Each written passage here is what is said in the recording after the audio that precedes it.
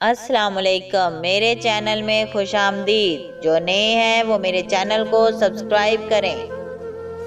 Paris की एक जगह पर एक मुसलमान घराना रहता था। उस मुसलमान घर में छोटे छोटे बच्चे थे। वो बच्चे अपने माँ बाप के साथ इंतहाई मोहब्बत और एहतराम से पेश आया करते थे और वो अपने माँ बाप की हर बात का ख्याल रखते थे। साथ ही में उनके साथ एक फ्रेंच घराना रहता था।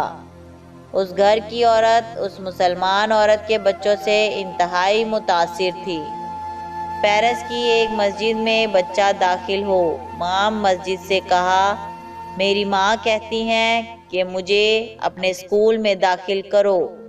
इमाम साहिब ने पूछा, बेटा आपकी माँ किधर हैं? बच्चे ने कहा, मेरी माँ बाहर खड़ी है।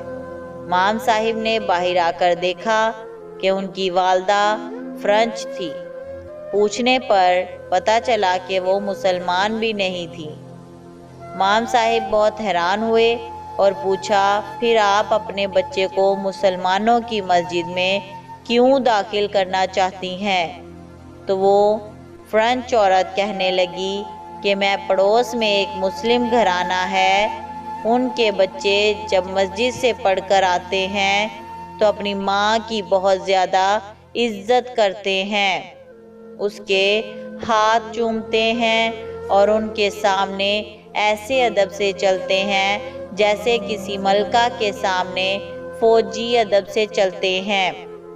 जब वो खड़ी होती है तो उसके बच्चे अदब से उसके सामने खड़े रहते हैं और जब वो बैठ जाती है तो उसके बच्चे उसके सामने बैठ जाते हैं। मेरी भी ख्वाहिश है कि मेरा बेटा भी मेरी इसी तरह अदब करे और मैं उसके लिए मलका जैसी बनूं।